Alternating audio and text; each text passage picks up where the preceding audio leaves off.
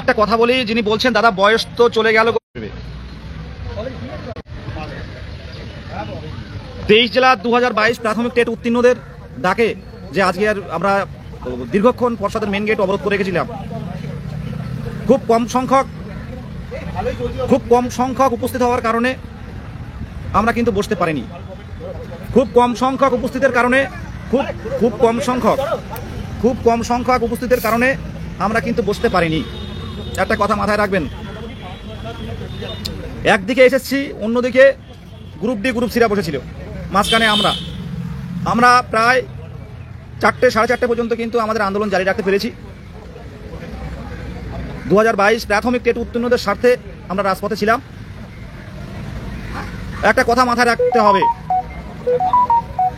আমরা কিন্তু ক্ষুদ্র স্বার্থে রাজপথে নামিনি, আমাদের স্বার্থটা কিন্তু বৃহৎ। আজকে সেই 10ই মার্চ থেকে 10ই ফেব্রুয়ারি থেকে প্রতিনিয়ত কলকাতার রাজপথে কারা আন্দোলনে নেমেছিল, কারা আন্দোলনে ছিল সেটা আমরা প্রত্যেকেই জানি। আমরা 2-3বার ধর্নার পারমিশন কলকাতা হাইকোর্ট থেকে নিয়ে এসেছি। আমরা বিশাল মিছিল করে আমরা কিন্তু কলকাতার বুকে বিশাল মিছিল করে কিন্তু আমরা ঐক্যমঞ্চের পক্ষ থেকে দেখিয়েছি। বিশাল কিছু জমায়েত না হওয়ার কারণে আজকে কিন্তু আমাদের মুভমেন্টটা কিন্তু ধারাবাহিক করতে পারলাম না। যারা দূর জেলা থেকে আসছেন তাদেরকে বলবো আপনারা বাড়িতে ফিরে যান। আমরা ইতিমধ্যে পুলিশ কিছু জনকে তুলে নিয়ে গেছে, আমরা আলোচনা রাখছি। আমাদের অনেক টেট উত্তীর্ণ ক্যান্ডিডেটরা পুলিশ তুলে নিয়ে গেছে তাদের। আমি কিন্তু একভাবে বসে আছি, দেখতে পাচ্ছেন। আমরা কিন্তু কোনোভাবে কিন্তু রাজপথ ছাড়িনি। 2022 প্রাথমিক টেট উত্তীর্ণদের স্বার্থে এই লড়াই চলবে, এই প্রতিরোধ চলবে।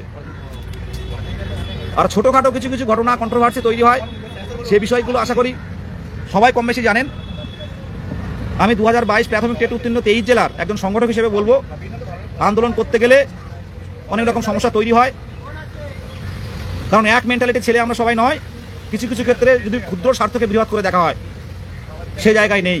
আমাদের বৃহৎ স্বার্থ। আজকে কিন্তু কলকাতার রাজপথে সমস্ত টেট উত্তীর্ণদের ডাকে আসা হয়েছিল, কোনো ঐক্যমঞ্চ ছিল না। আমি শেষ পর্যায়ে প্রসঙ্গত বলছি, আমার কথাগুলো মেন কথাগুলো বলে দিয়েছি। কলকাতার বুকে কিন্তু কোনোরূপ ঐক্যমঞ্চ কিন্তু আজকে আসেনি। টেট উত্তীর্ণ যেখানে যা গ্রুপ আছে প্রত্যেকেই এসেছিল, প্রত্যেকের স্বার্থে আসা হয়েছিল। ভাই রেগুলার যে ক্লাস করবে সেই মনিটর হয়, রেগুলার যে ক্লাসে থাকে সেই মনিটর হয়। তুমি একদিন ক্লাসে এসে তুমি মনিটরে হবে, এটা তো সম্ভব না। শিক্ষার্থীদের দেখতে হবে যে রেগুলার আসছে, রেগুলার ক্লাস করছে যে শিক্ষার্থী, তাকে কিন্তু মনিটরটা আমাদের করাতে হবে। তুমি রেগুলার ক্লাসে আসলে না, রেগুলার ক্লাস করলে না, তুমি একদিন এসে কথা বলতে পারলে বলে, দুটো একটা বাজে কথা বলতে পারলে বলে তুমি মনিটর হয়ে যাবে। আজকে বলুন তো, ঐক্যমঞ্চ এই যে কলকাতার বুকে ধারাবাহিক আন্দোলন করেছে, সেই আন্দোলনে কোনদিন ঝামেলা হয়েছিল কিনা, কোনো সমস্যা হয়েছিল কিনা? ভাই স্বার্থটা বৃহৎ স্বার্থ দেখতে হবে, ক্ষুদ্র স্বার্থে কিন্তু কাজ চলে না।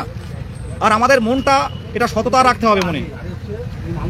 আমাকে ডাকা হয়েছিল, মেন কথায় আসছি এবারে। আমাকে ডাকা হয়েছিল যে আমরা বলেছিলাম যে এই দাবিগুলো, আমাদের 3টে দাবি ছিল। এক হচ্ছে পূর্ণাঙ্গ তালিকা প্রকাশ, 2 হচ্ছে পূর্ণাঙ্গ PDF প্রকাশ, সেটা সম্পূর্ণরূপে ওয়েবসাইটে দেখাবে। 3 নাম্বার হচ্ছে কবে নোটিফিকেশন আসবে সেটা জানানো হবে। 4 নাম্বার হচ্ছে পুরো প্রসেসটা কিন্তু লাইভ স্ট্রিমের মাধ্যমে দেখানো হবে। আমরা কেউ স্যারের সাথে দেখা করব না। তারপর যখন বললো না এটা করা সম্ভব না, তাহলে আমরা একটা সাদা কাগজে একটা অ্যাপ্লিকেশন লিখে দিচ্ছি। এই অ্যাপ্লিকেশনে যে দাবিগুলো আছে, সেখানে কোনো সংগঠন ছিল না, যে দাবিগুলো আছে এই দাবিগুলো পর্ষদ সভাপতি মিডিয়া দেখে জানিয়ে দিক পরিষ্কারভাবে। সেই দাবিগুলো একটা সাদা পেপারে কিন্তু আমরা লিখে জমা দিচ্ছিলাম। কয়েকজন ঝামেলা করেছে, আমি চিনি না তাদের সেইভাবে, তারা ঝামেলা করে বলছে যে আমাদের নাম থাকবে না কেন। ভাই এখানে যদি 500 লোক থাকে, সবার নাম রাখা কি সম্ভব?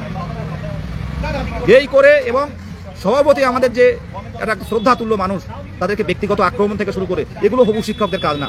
কয়েকজন এসে এই সমস্যাটা তৈরি করার চেষ্টা করছে। 2 জন মেনলি, 1 থেকে 2 জন এরকম পাবলিক আছে, 2 থেকে 3 জন পাবলিক আছে, যারা এই জিনিসটা আমাদের ভিতরে ঢুকে আমাদের এই যে আন্দোলনটাকে পুরো শেষ করে দিল শেষ পর্যায়ে। আমার কান্না পাচ্ছে, যারা এসেছিল বেড কভার নিয়ে, যারা এসেছিল সমস্ত রকম জিনিস নিয়ে। বিদেশ দা এটা কি হলো? ঐক্যমঞ্চ গত 3টে ধর্না করেছে, কোন ধর্নায় কন্ট্রোভার্সি তৈরি হয়েছে? আজকে শেষ পর্যন্ত চালাতে পারবো না, একটাই কারণে, কিছু মানুষ এসেছিল এই ঝামেলা করার জন্য, মিডিয়ার সামনে মুখ দেখানোর জন্য, আর পর্ষদ অফিসে যাওয়ার জন্য। পর্ষদ অফিসে যাওয়াটা আমাদের কাজ নয়।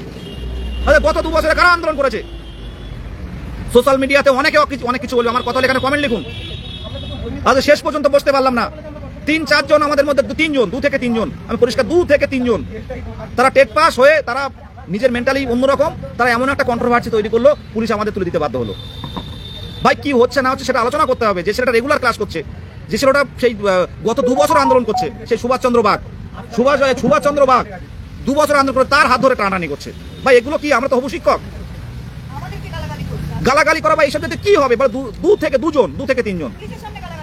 পুলিশ আমাদের শত্রু না, বারবার বলছি আমরা, পুলিশ আমাদের শত্রু নয়। তবে সর্বোপরি একটাই কথা বলবো, যে কোনো কাজ করতে গেলে সমস্যা তৈরি হয়, তো এই সমস্যার সম্মুখীন আগামী দিনে যাতে না হয়। প্রত্যেক টেট উত্তীর্ণরা যারা এসছেন তাদের কাছে আমি ক্ষমা প্রার্থী, কারণ প্রত্যেকেই জানেন 22 টেট কারা করছে, কারা আন্দোলন করে। আমরা সকলে নিয়ে চলতে চেয়েছিলাম, তাই ঐক্যমঞ্চ নামটা কিন্তু নিয়ে আমরা রাজপথে আসিনি। আমরা কিন্তু সকলকে নিয়েই চলতে চেয়েছি, তাই ঐক্যমঞ্চ নামটা কিন্তু আমরা কোথাও নিয়ে আসিনি। ঐক্যমঞ্চ নাম কোথায় ছিল না, কিন্তু 2 থেকে 3 জন উগ্র মেন্টালিটি যাদের, তারা এই জিনিসটাকে শেষ পর্যায়ে ক্ষুদ্র স্বার্থটাকে বড় করে দেখে বৃহৎ স্বার্থটাকে জলাঞ্জলি দিল। এর আগে তো এমন হয়নি। প্রত্যেক টেট উত্তীর্ণদের বলবো, যদি ভগবান আল্লাহ থাকেন, আমরা আগামী মাসে আবার আমরা এই কলকাতার বুকে আন্দোলন করব। অবশ্যই কলকাতার বুকে আন্দোলন করব। প্রত্যেকেই থাকুন। হয়তো আজকে আমরা আরো কয়েক হাজার নিয়ে আসতে পারলে হয়তো আন্দোলনটা করতে পারতাম আরো ভালো করে। আর একটা কথা প্রত্যেকের বলি, আর এই করুণাময়ীতে অবস্থান করবো বলে দিলাম। আর একটা কথা আমাদের বলে দিই, কোনো নৌকা চালাতে গেলে সবাই হাল বায়, কিন্তু মাঝি কিন্তু একজন থাকে। একটা পরিবারের একজন প্রধান থাকে, একজন স্কুলের একজন হেডমাস্টার থাকে, যাদের কথা শুনতে হয়। সবাই যদি স্কুলের হেডমাস্টারের কাজ করে, সেই স্কুলই চলবে না। এতদিন আন্দোলন করেছে, আজকের যে আন্দোলনটা এত কষ্ট হয়েছে। একটা কথা বলি, যারা টেট উত্তীর্ণ নয় তারা বিভিন্ন কিছু বলবে, যারা এইরকম কন্ট্রোভার্সি তৈরি করতে প্রস্তুত, যারা এই আন্দোলনটাকে বানচাল করতে প্রস্তুত, যারা এই সংঘবদ্ধতাকে ভেঙে দিতে প্রস্তুত, তারা কিন্তু করবে। আমরা হবু শিক্ষক, আমাদের মুখ থেকে এমন কোনো বাক্য বের হবে না যেটা এটা কথা শুনুন।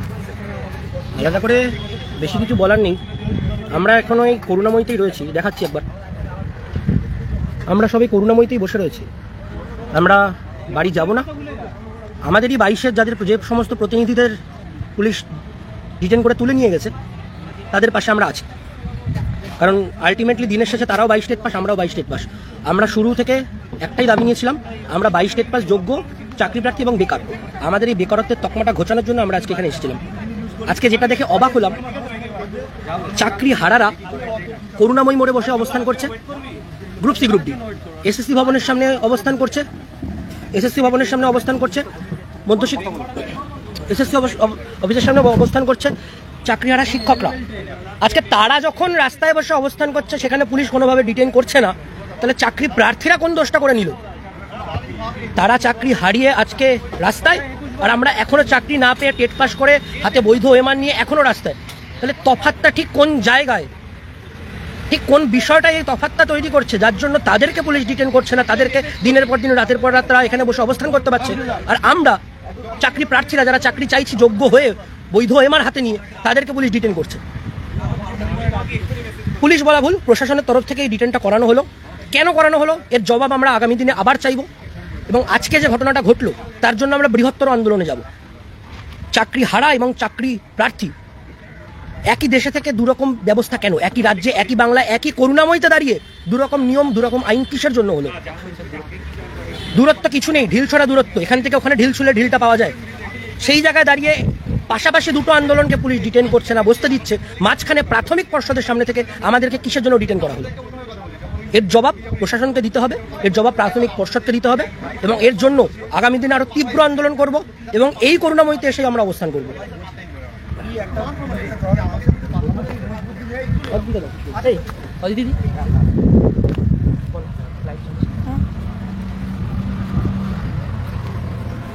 আমি একটাই কথা শুধু বলতে চাই, আমরা এখনো করুণাময়ীতে আছি। আজকে সারা দিন মানে আমরা অলমোস্ট প্রায় সবাই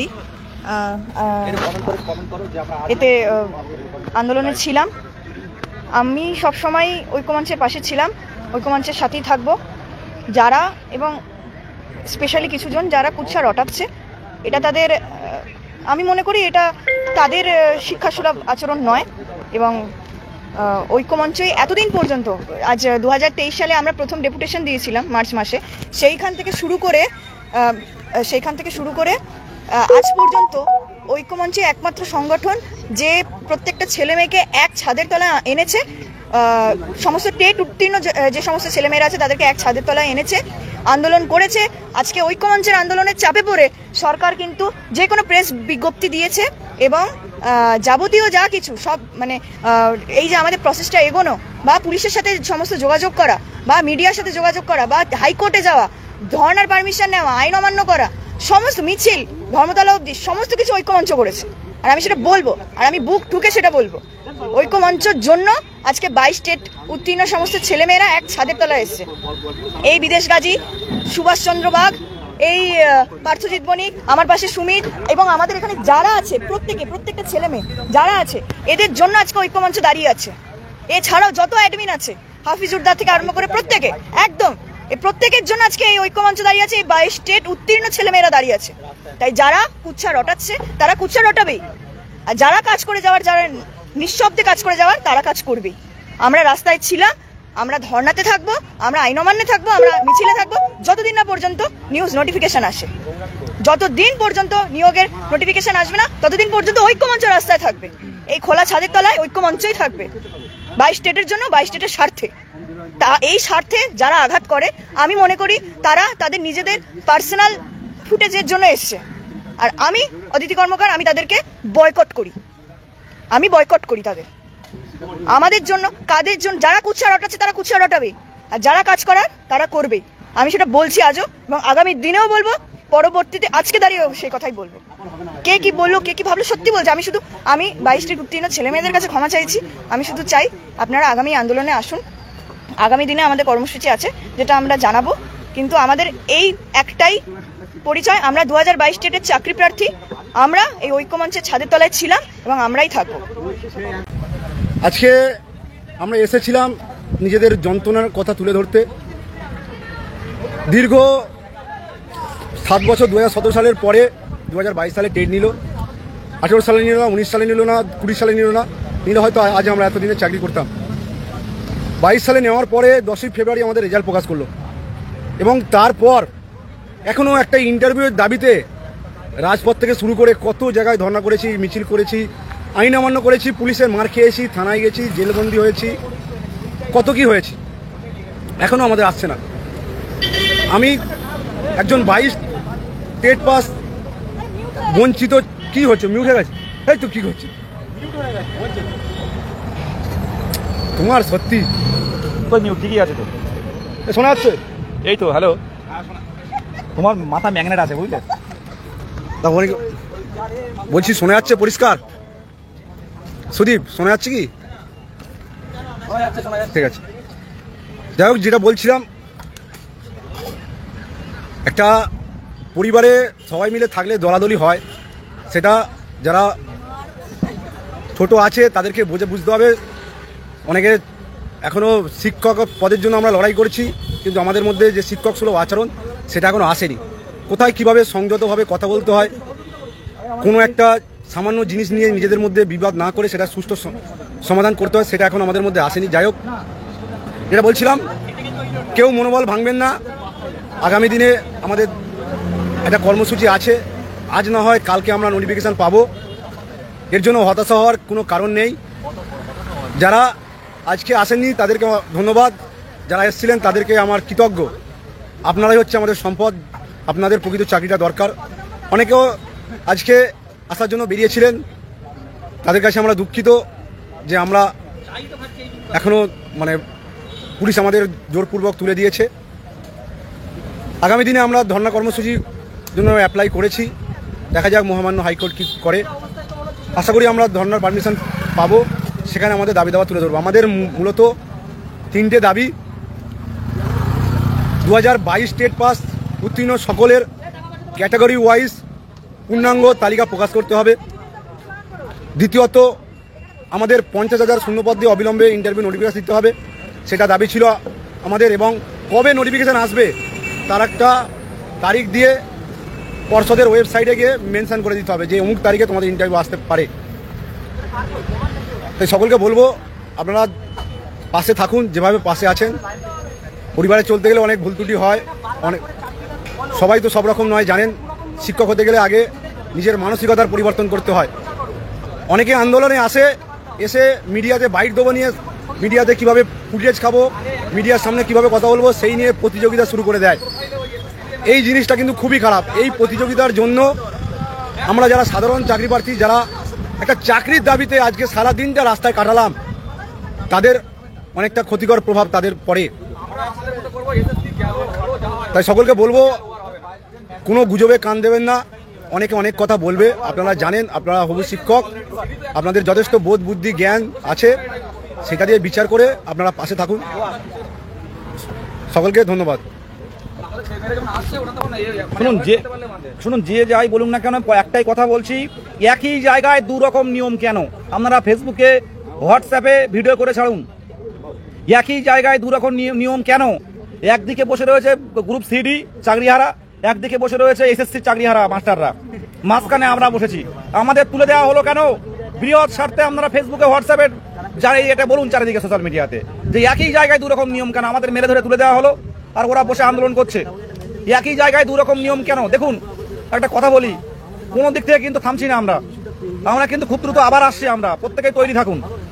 নোটিফিকেশন দিতে হবে। প্রাথমিক পর্ষদ সভাপতি কিন্তু আমাদের কিছু কিছু সমস্যার কারণে কিন্তু আজকে উনি সুযোগটা পেয়ে গেছেন। 2022 প্রাথমিক টেট পাস ডিএলএড ঐক্যমঞ্চ সমস্ত চাকরি প্রার্থীদের বলবো, আজকে আমি নিজের চোখে দেখলাম কন্ট্রোভার্সিগুলো কিভাবে তৈরি হয়। প্রত্যেকে আসুন, যেমন ছিলেন তেমন আন্দোলন করেছিলেন গত 2-2.5 বছর ধরে, সেইভাবে আন্দোলন হবে। একই জায়গায় দু রকম অবস্থা কেন? একই জায়গায় দু রকম বিচার কেন? পুলিশ আমাদের তুলে দিতে বাধ্য হলো কেন? প্রত্যেকের উদ্দেশ্যে সত্যি কথা, আজকে অবস্থা খুব খারাপ। যারা লাইভ দেখছেন প্রত্যেকেই বলবো, মানসিক প্রস্তুতি নিন। আমরা ইতিমধ্যে কিন্তু কলকাতা রাজপথে আবার আন্দোলন করব। তবে এবার 2022 প্রাথমিক টেট উত্তীর্ণদের নামে নয়, এবার ঐক্যমঞ্চ পথে নামবে। অনেক ভালোবেসে অনেক কথা বলেছি, অনেক ভালোবেসে সবাইকে ডেকেছি, আমি অনেক ভালোবেসে আমরা একে অপরের কাজ করেছি। কিন্তু কিছু কিছু মানুষের মেন্টালিটি বড় কোনো পদক্ষেপ নিতে বাধা সৃষ্টি করে। ক্ষুদ্র স্বার্থ নয়, বৃহৎ স্বার্থে পথে নামুন। ঐক্যমঞ্চের ৭ তলায় যেমন গত 2 বছর আন্দোলন হয়েছে, তেমন আন্দোলন হবে। মনে হলে আসবেন, না মনে হলে আসবেন না, কোনো দরকার নেই। আমার সাথে আজও পর্যন্ত কারোর কিন্তু কোনো রূপ ঝামেলা আজও পর্যন্ত কোনো গ্রুপের হয়নি। আমাকে আরো বিভিন্নভাবে বলা হয় বিদেশদা এত সরল হলে চলে না, কিন্তু এবার বলছি ঐক্যমঞ্চ পথে নামবে। কে আসবে কে আসবে না তাদের ব্যক্তিগত ব্যাপার। পরে কিন্তু আমরা আন্দোলনের ডাক দিচ্ছি। সিডি এক পাশে, এসএসসির এক পাশে, মাঝখানে আমরা বসেছিলাম কয়েকশো ছেলে মেয়েরা, আমাদেরকে তুলে দেওয়া হলো, তাড়িয়ে তাড়িয়ে আমাদেরকে বের করে দেওয়া হলো। এটা লজ্জার ব্যাপার। একই জায়গায় দু রকম অবস্থান কেন হবে? আপনারা যারা বাড়িতে আছেন এই ফেসবুকে এই পোস্টটা করুন, যে একই জায়গায় দু রকম পরিস্থিতি কেন তৈরি হবে। একদিকে এসএসসি, একদিকে আপনারা পুরো জায়গাটা ব্লক করে রাখা হয়েছে। এখন 144 নেই, 22 স্টেট। সত্যি আমরা এখনো ম্যাচিওর হয়নি। আজকে কেন 1-150 জন পথে আসলো? আজকে দুধ জেলা থেকে 1-150 কেন পথে আসলো? এখানে 1-2 হাজার হলো না কেন? তাহলে তো অবস্থাটা তৈরি হতো না। আর সবাই একটা কথা ভাববেন, একটা স্কুলে কিন্তু একটা কমিটি থাকে, সেই কমিটি কাজ করে। হঠাৎ করে আপনি কোনোদিন স্কুলে আসলেন না, আপনি ম্যানেজিং কমিটিতে ঢুকবেন, এগুলো সম্ভব না। পরিষ্কারভাবে জানাচ্ছি, যাদের ইচ্ছে হবে আসবেন, ইচ্ছা না হবে আসার দরকার নেই। কন্ট্রোভার্সি করতে আসার প্রয়োজন নেই, কন্ট্রোভার্সি আসার করতে প্রয়োজন নেই। কলকাতার রাজপথে কম আন্দোলন করিনি আমরা ভাই। যারা এই কন্ট্রোভার্সি করছে তারা তো এটা ধরে একটা, যারা কন্ট্রোভার্সি করছে এখান থেকে 10-12 দিন আগে একটা মিটিং করে সিদ্ধান্ত নিল তারা রাজপথে আসবে। কই তার সেই সিদ্ধান্ত কোথায় গেল? যখন আমরা এসেছি তখনই আসতে হবে। এর আগে মিটিং করলো টেলিগ্রামে যে আমরা যাচ্ছি আন্দোলন করতে। সবাইকে বলছি না, 2 থেকে 3 জন এইরকম কন্ট্রোভার্সি যারা আছে তাদের মেন্টালিটি পরিবর্তন দরকার। আজকে আমাদের মধ্যে কি হলো না হলো সেটা সব দেখলো, সংবাদ মাধ্যম দেখলো। এটা লজ্জা। অন্যায় হলে আমাকে বলবেন, এটা লজ্জা। আজকে পুলিশ অফিসারদের যারা ছিলেন, বড় বড় অফিসাররা ছিলেন, তাদের বলতে হয়নি, তারা যথেষ্ট কোঅপারেট করেছে। তারা ডেকে ডেকে কথা বলেছে, প্রসেস তৈরি করার চেষ্টা করেছে। কিন্তু লাস্ট একটা কিউ পেয়ে গেছে, সেই সময় কিন্তু পুলিশ অফিসাররা কিন্তু ফোর্স করা শুরু করেছে। এটা আমার আপনার স্বার্থ বিঘ্নিত হয়েছে। যদি মনে হয় ঐক্যমঞ্চ 2022 প্রাথমিক টেট পাস ডিএলএড ঐক্যমঞ্চের ডাকে আসবেন, নিজের স্বার্থে আসবেন, লড়াইটা আবার শুরু হবে, ভেঙে পড়বেন না। নোটিফিকেশন এবারও নিয়ে আসছি, এবছরে নোটিফিকেশন আসবে, একদম মিজানুর ভাই নামে কি আসে যায়। এবারে কিন্তু লড়াইটা হবে, প্রত্যেকেই আসবে। আমরা কিন্তু এখন করুণাময়ীতে আছি, আমরা কিন্তু বাড়িতে যাইনি। যাদের আমাদের চাকরি প্রার্থী যারা গেছে তাদেরকে বের করে আমরা কিন্তু রাত্রে বাড়ি যাবো না। যদি সেরকম মনে হয় বাড়ি যাবোই না। এটুকু বলে শেষ করলাম। প্রত্যেকেই বলবো যারা আজকে এসছেন তাদের প্রত্যেককে অশেষ ধন্যবাদ। আমরা খুব সুন্দর শুরু করেছিলাম 4টে 4:30 নাগাদ, কিছু সমস্যা তৈরি করেছিল দুজন, সেই সমস্যার কারণে পুরো জিনিসটা ভেঙে পড়েছে শেষ পর্যায়ে। এবার শক্ত হাতে কিন্তু হালটা ধরবো। আমি যতটা সরলতার সহিত দেখি, সেই সরলতারকে সুযোগ নিয়ে অনেকে এই সমস্যাগুলো তৈরি করে। আমরা কেউ সোশ্যাল মিডিয়াতে যারা আসেননি, বিভিন্ন দিকে যে বিভিন্ন অপপ্রচার, সেগুলো দেখে ভাববেন না 22 মানে কারা লড়াই, 22 মানে কারা লড়াই করছে বৃহৎ স্বার্থে। হ্যাঁ, হাবিজুর রহমান যেটা লিখলো, বৃহৎ স্বার্থে পথে নামুন, বৃহৎ স্বার্থে পথে নামুন। আজকে 26 তারিখে পুরুলিয়া থেকে 3টে বাস এসেছিল, কলকাতার বুকে বিশাল জন আরণ্য তৈরি করেছিল। কোনো সমস্যা তৈরি হয়েছিল, প্রত্যেকে বাড়ি ফিরেছিল। এমন হবে কেন বলুন তো? আমার এই আন্দোলন জীবনে আজকের দিনটা খুব খারাপ লাগছে। তবে এই এপিসি ভবনের সামনে আবার বড় বৃহৎ আন্দোলন করে শেষ করব। আর আমরা হবু শিক্ষক, একটা কথা বলি, পর্ষদ সভাপতি হোক বা শিক্ষামন্ত্রী হোক বা যে হোক না কেন, তাদের পার্সোনাল অ্যাটাক করা এগুলো শিক্ষকদের কাজ নয়। যেটা পুলিশ আমাদের বারে বারে বলছে, কিছু ছেলে মেয়ে এগুলো করছে, 2-1 জন, এগুলো ঠিক না। আমরা আগামী দিনে শিক্ষক হবো, আমাদের কাজকর্মগুলো একটু সেই রকম একটু মার্জিত হওয়া দরকার আছে, এটুকুই বলার। যাদের যার জানার আছে বলবেন।